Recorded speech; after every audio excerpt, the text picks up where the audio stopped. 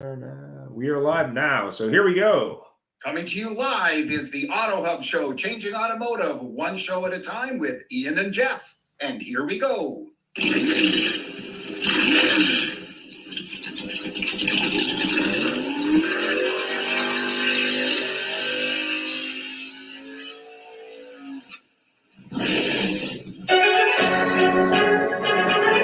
said you can't teach an old dog new tricks?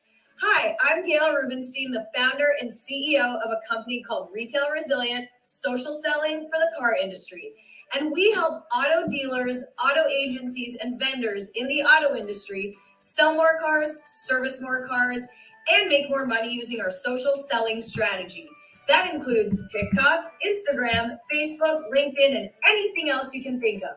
So if you're looking to invest thousands and make millions, we're definitely the social selling company for you.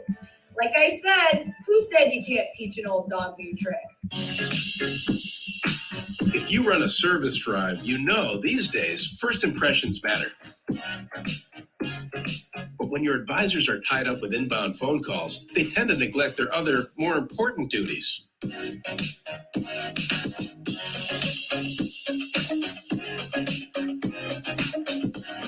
And did you know 75% of all service calls are frequently asked questions and routine requests? Still, the average dealer misses up to 30% of inbound calls, adding up to a ton of missed service opportunity and increased customer churn. 68% of callers actually go elsewhere if they can't get through, which means you could be losing $60,000 to $70,000 every month in service revenue simply from missing calls. So who will pick up?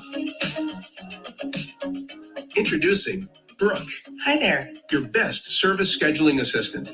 Brooke is the first intelligent digital voice assistant to answer, handle, and appoint all of your inbound service calls. And talking to Brooke is like talking to a friend with human-level understanding and a friendly conversational voice. Her conversational intelligence is built on millions of actual service industry conversations. Book with Brooke today. Visit Brooke.ai or call 866-942-1236. Finally, the perfect match. Our goals are always to improve. Every month we want to improve better on what we did the month before, maybe the year before. It's about how fast we can get the cars done with quality work to get it to the front line, because that's where we make our money. And the bottom line is the longer it takes, the more money you spend. We want to get it down as low as possible. Right now, like I said, we're in a great stage. We're at 4.5 days. In recon, we want to know how quickly we can get the cars out of the recon process and to the front line. The average days in recon and then the time to line are the most important things to do. I'm Mike Burrell, I'm Service Director at JM Lexus.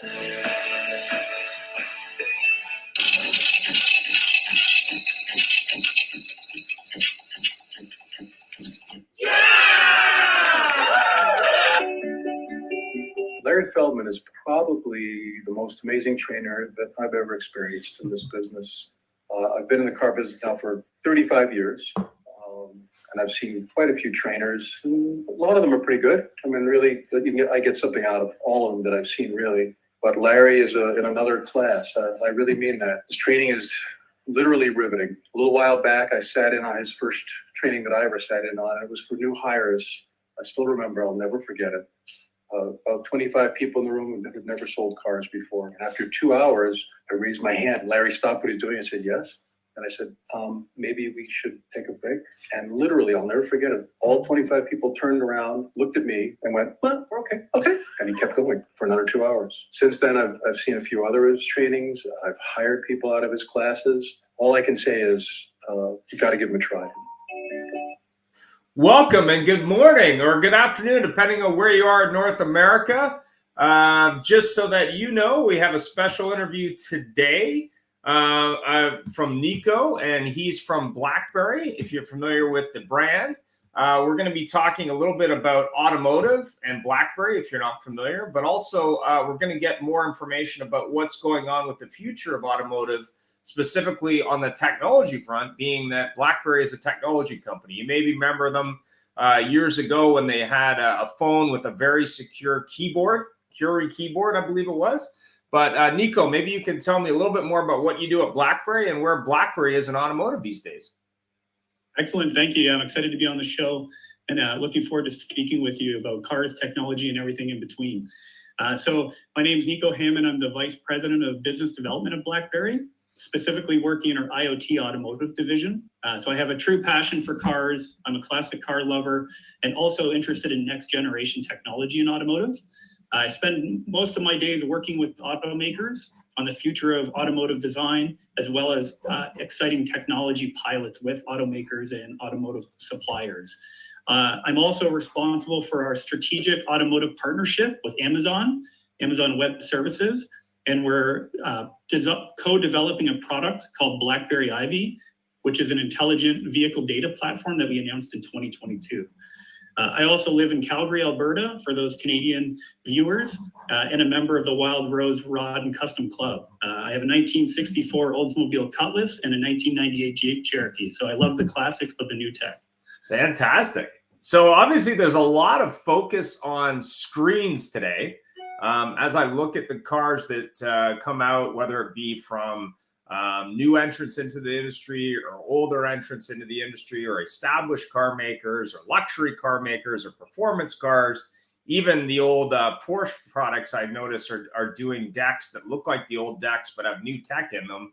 I actually looked at a Grand Wagoneer yesterday. I was in a Chrysler Dodge Jeep store that a buddy of mine owns, and they have this Grand Wagoneer, believe it or not, costs about $120,000, and it's got nothing but screens. But that's true whether you're looking at a Volvo product, whether you're looking at a Mercedes-Benz, whether you're looking at Lucid, whether you're looking at Honda, whether it's Toyota, whether it's Lamborghini. I mean, there's obviously a lot of screens going on, and I know there was lots of talk about how these little things were distracting. But also there's an interaction with the screens. I did a demo of the Lucid Air, and it was interesting how these screens can be configured, but more importantly, how you could change the configuration based on who is in the car. So obviously there's a lot of interest from car makers. I know BMW got a lot of heat recently for saying, well, we can sell you a monthly recurring revenue model for heated seats, for example, as a feature. But obviously, all the car makers are looking for ways as they transition to electric to increase revenue, but also to figure out ways to sell things in cars to customers, being that, you know, the younger generation is used to doing that pretty much everywhere, whether it be Netflix or YouTube or TikTok or whatever. But what's your thought on the future of screens, but more importantly, working with the OEM and also, customers? What do you think? Where do you think that experience in car is going to go as we move towards self-driving? Even though I hear Elon he's redefining that statement supposedly this week. What do you think? Yeah, you do see it a lot in the new models, and I have the pleasure to see and work with a lot of them too. So, you know, from my work with automakers, we definitely see that there's a big, trend for the in-cabin experience, right? So not only the driver, but the other passengers in the vehicle, and protecting that experience and offering new things to, more than just the driver in the car. So that's where you'll see a lot of screens. I have seen some really interesting technology where, if a driver is looking, you can't see what's on the passenger side screen to protect those type of things. I think it's a bit of a balance, and that's where we come in on some things as well, as to ensure that the safety of the systems and the safety is never compromised. So automotive software is a complex thing, and what we see is how do you enrich the experience in the vehicle, but how do you also not compromise safety? So one thing we do, and I guess to go back to your point a little bit on kind of Blackberry and our legacy, is in security and safety.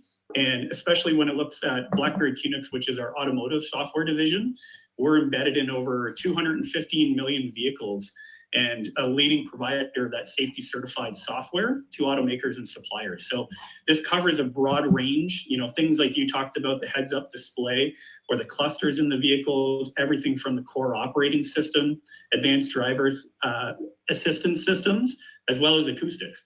So it's a fine balance. We cover the whole vehicle, and we're there to support what the automaker's vision is, as well as making sure that we don't compromise any of the safety. So that part of it. And then, as they're looking to define themselves, kind of as you mentioned, of especially in the EV space, how are they looking to offer things that are fresh to the consumer, right? So how does it know a little bit more about who you are and actually help you drive? So what, some we see is, especially in the EV space, a lot of the concerns today, infrastructure was previously, that's getting better, I believe, in some parts of the world, as well as range. So what we're looking at doing, and one specific thing that's very interesting there, is how do you know how someone's driving to give a personalized range for what your battery is, as well as make recommendations to the driver to help extend that range and have a better in-vehicle experience. So it's finding a balance of kind of the consumer side of it versus how does it actually help you as functionality from your day-to-day and as a consumer and a driver or others in the vehicle. Understand. So obviously there's a lot going on in vehicles today. I mean, I had the opportunity to drive a new Genesis SUV. I think it was the GV70. And I have to say I was a little bit overwhelmed with just the amount of technology that really made it difficult to drive the vehicle. And actually a buddy of mine just bought an M5 X5. I'm not that familiar with BMW, but again, there was just a lot going on when it came to parking sensors, when it came to displays in the car, when it came to interaction with the driver. So how do you define that sort of fine line between useful and customer experience and then drivability without distraction as we look at, I don't know, 20 or 30 inch screens where the whole gauge cluster is basically a screen? Like, what do you think there? Again, it's a balance, and it's automotive software is very complex. There's, within current modern vehicles, there's up to 100 million lines of code running over 100 ECUs and a growing number of those sensors, as you mentioned. So automakers are looking to kind of consolidate that and reduce the number of systems to kind of hone in on that experience and make it a little bit of a smoother experience for customers. The other piece of it is, how do you decouple some of that to bring a bit more of that cloud-like agility into the vehicle while ensuring that safety is there? That's a common theme we're hearing, especially as they're working on the next software-defined vehicles. And exactly what we're looking to help solve for with Blackberry Ivy is really the goal around how do you help them with development tools, as well as how do you harness that vehicle data and present it to applications or recommendations to a driver. So essentially, it's what Blackberry Ivy does is we securely abstract some of that sensor or data information, and it processes in the vehicle and would share a data insight to provide a new experience to a driver. And what we do there is we actually provide a recommendation or to take for the driver to take action, not actually command or control the vehicle in any way. So to give you an example of that, as I mentioned, it may know that you're driving the vehicle, and based on your driving style, if you're aggressive or economical, it would make a recommendation to you that's a personalized range of your battery. So it would know specific to you and your driving style and potentially recommend to you, a speed or a velocity recommendation to improve your battery range. So it's finding the balance and working with automakers on those things that would actually help, right? Get utility and kind of longevity out of the battery in your day-to-day versus some that are more kind of consumer and app focused, where we work with Blackberry Ivy specifically is around how do we harness and get value and show those type of things that an automaker can put a service around and offer it to an end consumer in the vehicle. So when I'm looking at that from a point of view international, I mean, obviously China is 30% of the automotive market, but even in North America and Europe, you have multiple language ability and automakers are global. Are you seeing anything from a point of view of interaction with, say, phones, to pick something, where the automotive manufacturer maybe uses Blackberry Ivy for their main operating system for the car, but they're also having to integrate, say, Android Auto or Apple CarPlay, and they also have to worry about maybe in market where they have something like GM OnStar or Volvo solution, or potentially they're dealing with consumers with different language needs. How does that all gauge? But more importantly, security obviously being a moniker of Blackberry, does that have any impact on security, and who gets the data? Yeah, for sure. So a lot of great questions. One specifically, so Blackberry Ivy is middleware in the vehicle. So it's predominantly in the vehicle, but it can be controlled and configured from the cloud. So we sit on top of an operating system, QNX operating system, as I mentioned. And what that does is allow us to access that data securely, or those signals securely in the vehicle, and apply machine learning or advanced algorithm, kind of updatable code in the vehicle. We work and it complements things like, Android or Apple technology. And what we do is provide those specific insights for the automaker to take them and build them into that application, be it in the head unit, a mobile application. So that's their responsibility, and they take on that of what the experience and what their brand experience is for the customer. We help enable a lot of that foundational kind of architecture, that intelligence on the edge, be it, with QNX from an operating system and Blackberry Ivy as the middleware. So that's one piece. We do actually have seen, a high demand for China. We have Blackberry QNX as well as Ivy have active pilots in business in China, and it's very exciting. It's a very fast-paced moving market, and we have a number of pilots there where they're looking at, getting some intelligence from battery management systems, or how do you manage, compute power or the actual power in electric vehicles. So there's a lot of cool things and a lot of cool innovation happening on that front. But as you mentioned too, the last part of the question was, as that complexity grows, so does the need for that safety and security, right? So be it, securing from edge, like the in-vehicle part of it, or even on the cloud and automotive. How do you do that to prevent cyber attacks? And, similar that I talked about the safety side with vehicles for Blackberry QNX. Blackberry has a rich history in security as well. It's in our DNA. And we work very closely. We have professional services teams that work with the automakers as well as our partners to build security into those architectures. So those, software-defined vehicle architectures from day one, as well as how we help them address any vulnerabilities.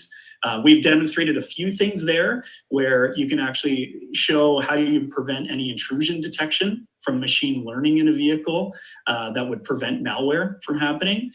We are also with Blackberry Ivy, we're working with a very forward-thinking partner, CarIQ, and who has a secure payment solution, and we're deploying that in the vehicle, directly in the vehicle, so that it would actually protect and verify who the owner of the vehicle is and protect against payment fraud. So we're looking at ways of how you get smarter and apply technology actually in the vehicle to reduce the risk of data having to leave the vehicle. So everything processes directly in the car, in the vehicle, and stays in the vehicle if they choose. So it provides a lot of flexibility and control to the automaker and gives some security and well-being back to the consumer, because then they know their data is not leaving the vehicle. It's there to help them and help what they need to do with the vehicle in their day-to-day.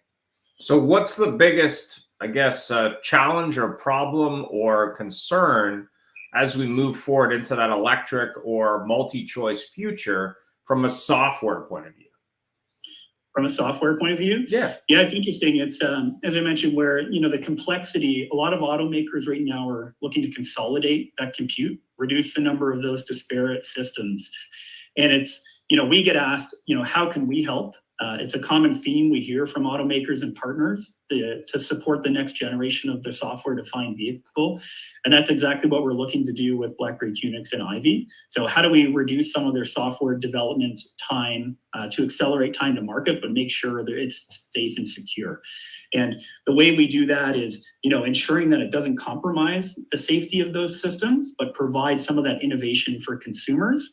And we like to call it, that the foundational architecture all the way from the lowest level, kernel in the vehicle, all the way up to the cloud to ensure that's there and that they have confidence in that. And what about the future as we look at ownership term of cars? We're looking at 5 to 7 years being historic in North America. But as we look into electric cars and that cost of vehicles obviously increasing, we're probably looking at a car that's going to be on the road somewhere between 7 and maybe as long as 15 years. Is that a concern in terms of updating that software as things get more complex, kind of similar to a phone as it slows down over time? What's your thought there as sort of a customer, multiple customers may own a car for 15 years, for example? Yeah, great question. And we do see that a lot when we're working with automakers on how do we keep the experience fresh in the vehicle? How do we have the technology fresh? Historically, you've seen it would take, a design cycle from a specific vehicle model, roughly 3 to 4 years to see something new. That's changing, right? There's new players, and the traditional automakers have made great strides there. One thing that we see is, as part of the software-defined vehicle, is how do you bring that agility, like I talked about, from the cloud into the vehicle? And what we see there is, so it's a bit more of a modular architecture. And where Blackberry Ivy helps is we're looking to, throughout the life cycle of the vehicle, so, day one of production or 5 years down the road, you can provide new experiences because you can send new code through, an OTA over the air system where it would update the vehicle and provide that new experience. So you could send a new algorithm or a machine learning model to the vehicle that can now read any of those, updated sensors or virtual sensors, and then provide that new experience as a service to a customer. So it's really interesting because what we see is, automakers to an extent have a good view of what the world looks like in the next few years. But as you get out to that 5 to 8 year mark, there's a lot of flexibility of, what a driving application or an in-vehicle experience will look like. And it provides flexibility as they design that and build what they want or what consumers demand into the actual technology stack. So I think that's kind of the coolest thing when you look at it is, you put the foundation in, but it's updatable and refreshable throughout the whole life cycle of that car as it's growing. And what about security from a point of view of that vehicle being turned in? And I'm going back to when I sold cars, when you had new systems at the time like navigation, where essentially, and actually even the last car I owned or 2 cars ago, all the information from that previous consumer was still in the car. So including her home address, for example. I mean, are you working with automotive manufacturers to maybe make it easier for dealers to erase that information when a car is trained in or reset it? So that way the security of that information is eliminated moving forward. I mean, is there any discussion there at all? Yeah, specifically from the Blackberry Ivy side, we haven't had direct discussions with automakers on that. But where it does come into play, is we do see things getting built into specific, resale value time, right? If it's, a subscription to a music streaming service or, a second life battery certificate. So specifically what you're buying, what is on that EV battery and the life of it. We're looking at with Blackberry Ivy around, understanding what you can do to maximize the life of the battery. And more importantly, when we talked about kind of data privacy of, a resale vehicle, one thing that Blackberry Ivy does, as I mentioned, is, what we do is we process the data in the vehicle real time to actually take an action real time if a driver wants to take that action. It doesn't need to leave the vehicle and it's not thereafter. So you can have kind of, assurance that it's not something that will remain around after unless, that's something you choose or an automaker chooses to do. So I think, automakers are probably working on that, especially as you mentioned, as the vehicle life cycle and multiple ownership takes into account. And then what would be your competitive advantage versus the other software developers or software companies or technology companies in the space that you compete with from an OEM point of view and from a customer point of view, in your opinion? Yeah, so we positioned and designed Ivy, Blackberry Ivy, to be to not create any vendor lock-in from technology. So it's multi-OS operating system we work on, as well as multiple clouds.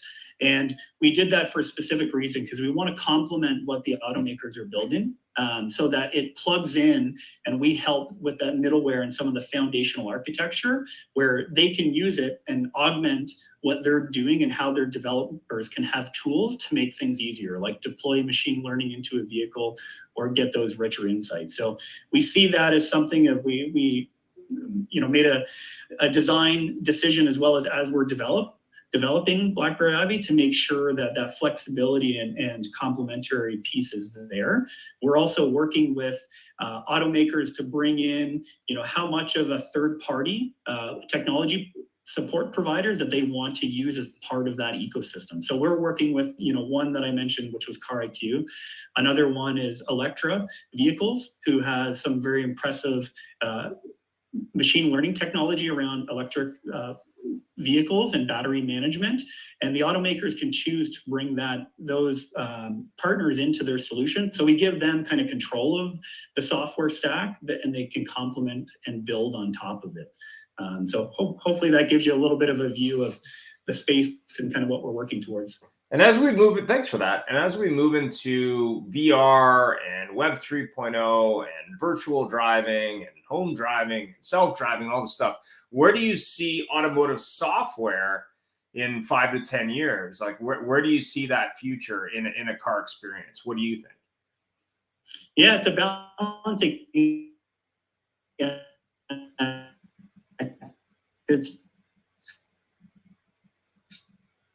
You're breaking up. I think I might have lost him. Go ahead. I think I got you out. Go ahead. Sorry about that. Yeah, we see a lot of plans to get that in place for 2030, and I think it's still a long road and a balance. So it's making sure that they work foundationally with those autonomous systems and the next generation of the vehicles from a safety perspective. And a lot of that takes from testing data and having that safety and confidence. The in-vehicle side, I think, will definitely be interested because you'll see different things of where you can nod your head to point to a parking space, or what scene or object detection you see on the road and how that can trigger an event. So there's a lot of things that automakers are looking at and trying to solve for. And I think, that's a little bit of a longer road, but they're making investment in innovation and technology to try and make that a bit more of a reality in the next 10 years. Well, I appreciate that. I mean, obviously there's a new company, I don't know if you're familiar with them, called the Jetsons, and there's another company that just launched that has a car that drives and flies. So we may finally see flying cars. But I appreciate you taking the time today to be on the Auto Hub Show and to share some details on Blackberry and what you're up to. Where can people get information, whether it be OEM or other, about Blackberry and the services you offer? Yeah, excellent. So blackberry.com, we have on our products page, you'll see Blackberry Ivy or Blackberry QNX for our automotive suite of products. As well, you can reach out to myself. I can provide my email address, or on LinkedIn, Nico Hammond. Be happy to, as I mentioned, kind of spend my day working with automakers and partners, and love the discussion. So if anyone would like to have a follow-on discussion, I'm happy to do so. Thanks very much for taking the time. I appreciate it. And if you're not listening live, this audio version will be available shortly. And of course, it's a streaming episode, so we will have it available on our website and wherever you get the Auto Hub Show content. If you are going to be live in San Diego next month, Jeff and I will be live at the show. Jeff couldn't make it today, unfortunately. And we will be interviewing automotive professionals from all over North America live at the show. But more importantly, we'll be doing our patented ambush interviews live. So if you're going to be in San Diego next month, feel free to stop by. And of course, definitely check out Blackberry, changing automotive one car at a time. Thanks very much. Have a great day. Thank you. Thanks for joining us. It was a great show, and follow us anywhere you would like on your favorite podcast, on Facebook, on LinkedIn, and of course on our YouTube, or subscribe to our own channel.